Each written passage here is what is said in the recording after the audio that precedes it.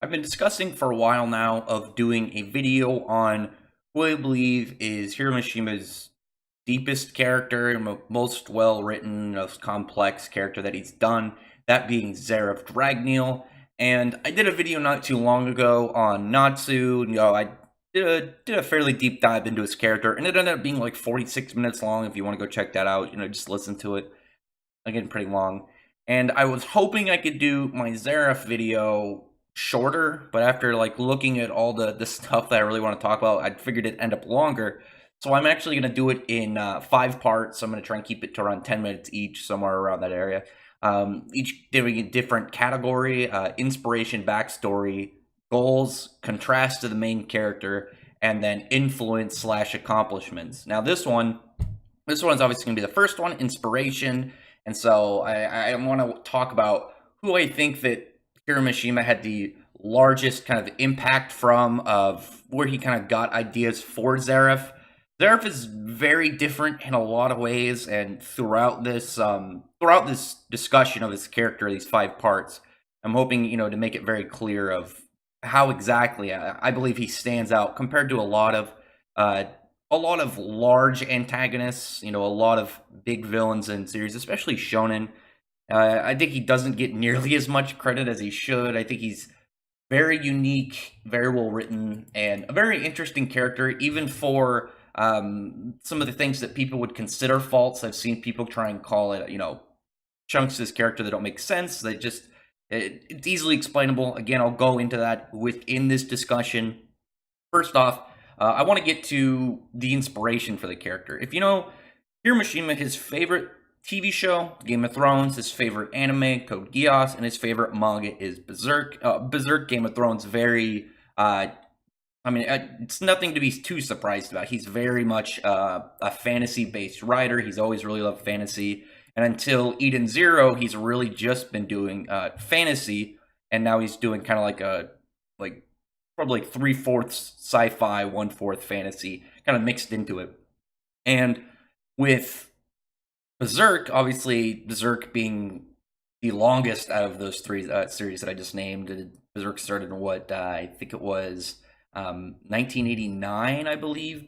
When Berserk came out, a lot of like big mangaka have probably read Berserk. Highly acclaimed, very beloved, even with its constant hiatus. And who other in Berserk, other than the main character Guts, do people really talk about from it? And that being Griffith. Griffith being the main antagonist of Berserk, a very big, important character to the whole story. I don't think I need to go into exactly how much of a key piece Griffith is within the series of Berserk. But you're probably wondering, like, what exactly does Griffith have to do with Zeref? What is relating to the two of them? And there's a lot of small aspects to their characters that really kind of like tie together. I think there's, as I said, a lot of similarities that I want to go over, and some of them are very obvious when you look at a lot of aspects of it versus some very, very small, like subtle pieces. Obviously, one of the first ones, I think, is how exactly they came to be. You have Griffith, who was pretty much on an all-around terrible spot in his life until, everything happened to the eclipse, and he was pretty much reborn and was able to get to where he wanted to be from being ushered in essentially by the God Hand, these 4 pretty much godlike characters. And Zeref, on the other hand, was trying to better his life, but was cursed by a god instead. So one of them, they both really got like the bulk of their importance as characters influenced by these godlike beings, though one of them obviously it being what they wanted, while the other one kind of like sees it as a curse and is the base root of all their sorrows in life.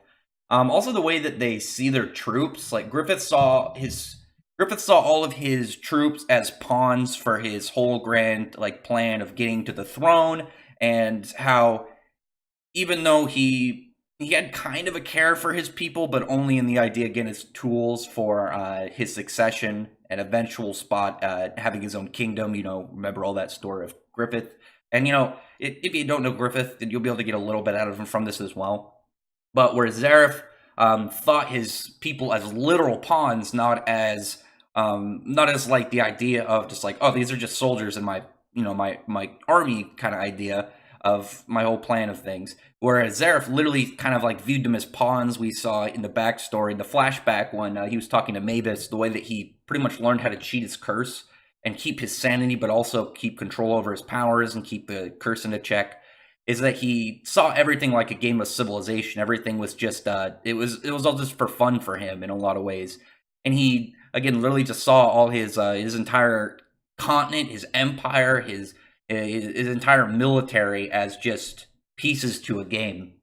And it's a very interesting kind of theme swap to him. Whereas everything for Griffith was being built up and employed during the rise for his goal for the throne, whereas Zeref built up the throne for the game. Again, a very similar yet twisted in different ways kind of comparison between the two. The obvious big dark aspect of Griffith, if you've read Berserk, you know what I'm talking about. Griffith sacrificing pretty much meant the most to him to achieving his goal. Again, the Band of the Hawk, he had kind of emotional ties to him, but it was more in the fact that he had, this large military aspect to get him to his throne, rather than the individual people itself. We already know that the whole impact of the Band of the Hawk and what was different between how Griffith viewed them and how Griffith viewed Guts. But after he ended up sacrificing them, he ended up going from this majestic, angelic, white-themed figure to this like horrifying black demon, very grotesque, very vicious looking. Whereas Zeref had to sacrifice what he saw as the most important thing to him. We know how he viewed Mavis. Mavis, after he fell in love with her, thought that he finally had somebody to walk down this dark path with, and it didn't seem to work out for him. But he ended up having to pretty much destroy that between the two of them to get Fairy Heart to go about his whole plan. And he had to give up, again, what he loved most, and he was going to have to destroy that entire life he wanted with her, even if it was still ever possible to go about the Neo Eclipse and undo everything. Whereas in his transformation, he went as, this black themed radiation, like man of death, to a tranquil and like angelic form of, just like pure white. So again, the two of them just completely on that opposite ends of their transition paths, which I thought was really cool. And I don't even need to go into the extremely complicated relationships the two of them have with the main character, and how just the relationship between them led down this dark path. And I'll just go into a quick TLDR. Obviously, with Zeref, everything that happened, he would have never been cursed by Ankh Saram if he never wanted to bring his brother back. It was all that effort to, get his brother back that pretty much screwed his life over in such a massive sense. Whereas Griffith, it was more of the fact that Griffith developed a very close bond with Guts, and because Guts didn't want to pretty much die for Griffith's dream, he wanted him to see him as an equal, and he knew that if he just ended up, being another body to Griffith's mound to the throne, then he really wouldn't be an equal to him, and Guts wanted to live his own dream. And because of that whole completely accidental situation where this whole transpired, it led to Griffith making a huge tactical error and everything down the line to the eclipse. Again, if you've read Berserk, you know what I mean. If you haven't, go check out Berserk. Not only that, again, I think that the two of them and their own relationship towards it really opened up the story for both sides. Because if you subtract their presence, a lot of the future doesn't happen. You subtract Zeref getting cursed, the demons never happen, the Neoclips never happens, all the different cults of Zeref never arise and really start to affect the world like it did. Whereas with Griffith, The Band of the Hawk would never have existed. Guts would have never really done Guts would have never really gone down the same path that he did. He probably would have died somewhere on a battlefield, forgotten about. He never would have gotten all the character development he would have had. The God Hand and everything, and all their progression, the eventual creation of the Fantasia event in Berserk. Like, literally, you take that away, and the entire planet would be different for both of them. Their presence are key factors in both the plot of the story, but the overall, like, layer of the world. Because even though, if you still kind of compare it, like, both of them were very mainly influential, like, in their host land. Like, we already know Zeref was, on the other continents, he's not as known. And he was Emperor Spriggan over in Alakatasia. They didn't know a whole lot about the story of Zeref that happened over in Ishgal. Whereas in some of the other countries, like Griffith's story outside of was it Midland? Oh my god, I'm forgetting like very like small yet important things about Berserk in the middle of it. It's been so long since I read it. I should probably read it soon. Yeah, Midland. And like the fact that even though Griffith had a lot of influence in there, we already know that the other countries were already doing their own crazy things, and they were all going through their own debacles. But at the same time, they still had somewhat of an influence in there overall. Obviously with Alakatasia, with Zeref eventually, making the Alvarez Empire, and Griffith going around eventually, pretty much laying siege and conquering countries and adding those willing to his army. So again, it's very weird. It's very weird because also when you think about them, the Neo Eclipse for Griffith or for Zeref, it was Neo meaning new, the eclipse of a renewal and rebirth. For Zeref, the Neo Eclipse was more of starting over, undoing the past, starting like in a way that trying to fix the right that is wrong. Again, going backwards to try and correct what he had done. Whereas with Berserk, the Eclipse was more about Griffith going forward, getting back on track with his plan, getting what he wanted for himself. Whereas also Zeref's was, in a way, very selfish because he wanted to live his life, a happy life, and be with his brother and his family. But at the same time, he wanted to help humanity and the future. Again, not only that, the Neo Eclipse for Zeref was more about renewal and rebirth, where the team for the Eclipse in Berserk was more about death and loss and sacrifice.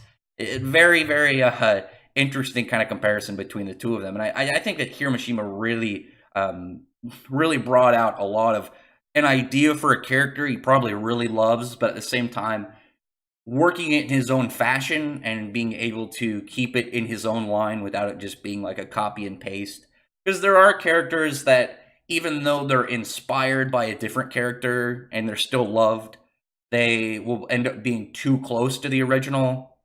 Whereas like Zeref, you can again tell when you look at some of these things, you can tell there's a lot of inspiration, a lot of influence, but it doesn't come the idea that he just said, "Oh, I'll just make Griffith with black hair and make him a wizard."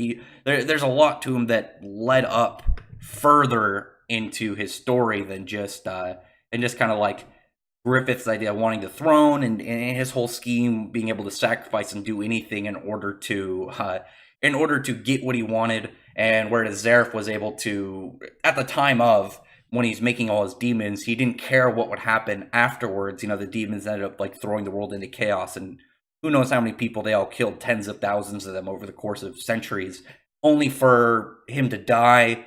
And just again, they're very much way that they viewed the whole situation as well on their parts as both to a degree selfish, while at the same time wanting to help others in a weird way, like we know about Falconia, and obviously with the Alvarez Empire and Alakatasia. Again, very, very strange.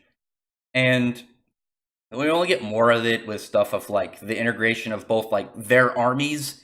Both of them are a lot of humans, a lot of people who look at them, Griffith and Zeref, their people don't look at them as, oh, it's our king. They look at them as deities. They see them as a religious figure. They worship them.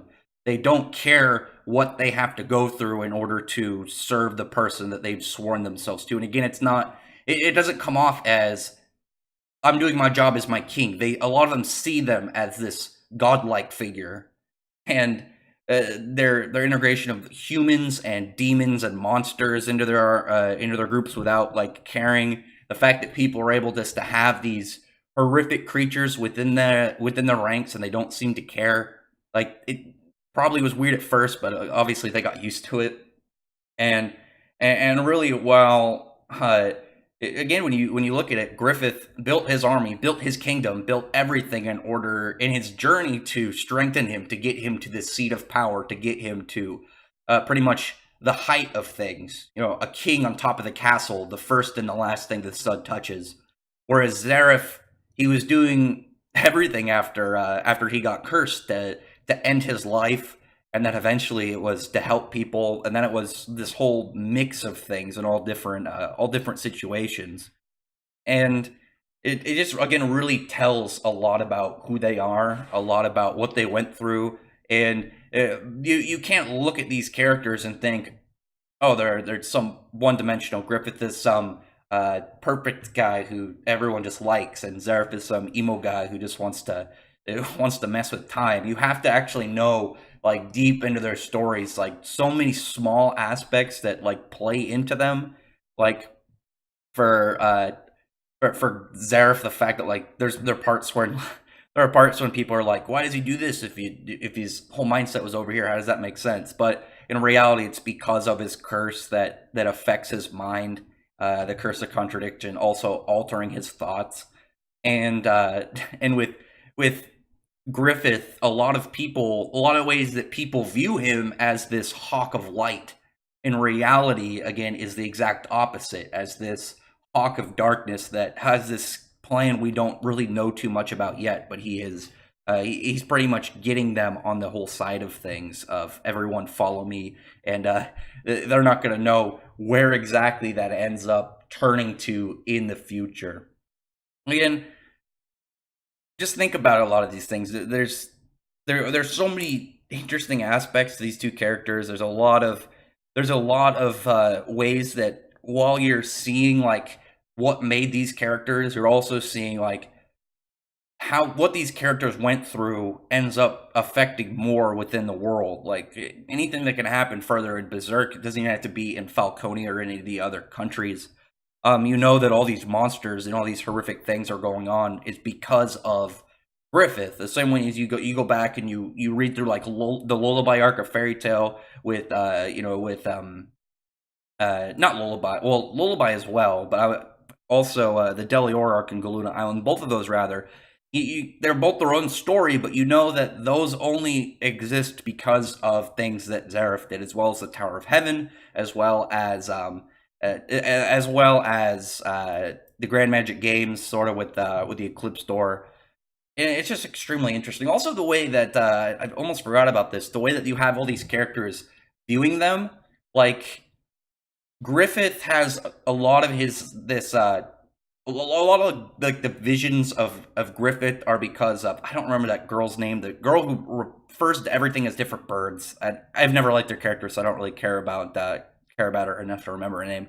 But she her power to like mess with people's dreams, and she seems in some, like a different forms of a telepath. You know, she seems to be able to have like visions of the future and stuff. But how a lot of people have this idea of Griffith, of this godlike person, because one of Griffith's people, you know, are putting this on them. It's obviously part of their whole scheme. Whereas Zeref, there's a lot of people, like a lot of the cults, that view him this way because of what they've put out about Zeref, which is false. And he has all these cults that worship him, but they are going under this assumption of what some guy brought about, what Zeref wants. Like, you look at the Avatar cult, and they're like, if we go wipe out this about this town, then Zeref will show up, you know, and he'll appreciate the sacrifices. But in reality, he was like, yeah, I have to kill all of the worshippers of Zeref in order to get him here. And you could probably have Zeref be there and like read both of these plans, like from either side of like, why do you think I would show up if I murdered this town? And why did you think that I would show up if you murdered your own people? I don't get it. They're like, and again, like a lot of these other like groups in Fairy Tail, they'd probably be like really confused about like Zeref just like, what made you think I wanted this?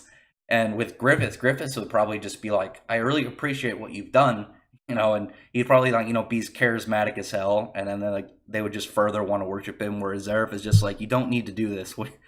It's very interesting. There's such a beautiful tie between these two characters, and they're two of my favorite villain antagonists, because it's weird in a lot of ways. They're both a villain, but you can kind of see them as not villains, as antagonists in a lot of ways. And I'll go more into that as this goes on, but these are two of my favorite characters, and it was so cool when I started to I really wanted to look more into Zeref, and I started piecing all these connections between him and Griffith, another character I really like from a series I really enjoy, like Berserk. And again, it says a lot about.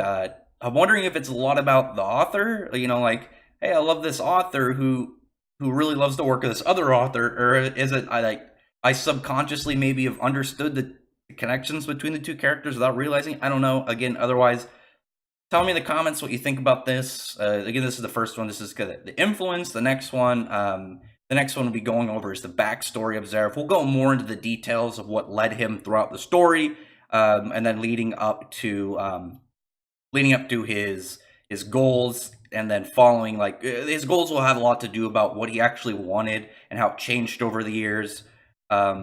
As well as there's so many contrasting points between him and Natsu I really look forward to going over.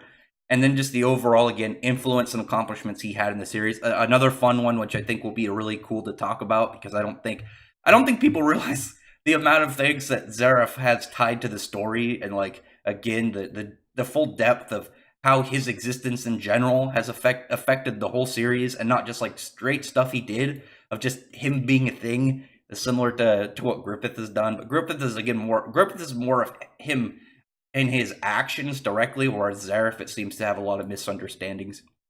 So again, tell me in the comments what you think about this. I'd really appreciate if you would thumbs up the video, prefer the like button and the subscribe button, and check out my other videos. But other than that, I appreciate everyone who's already subscribed, and thank you all for listening. Bye.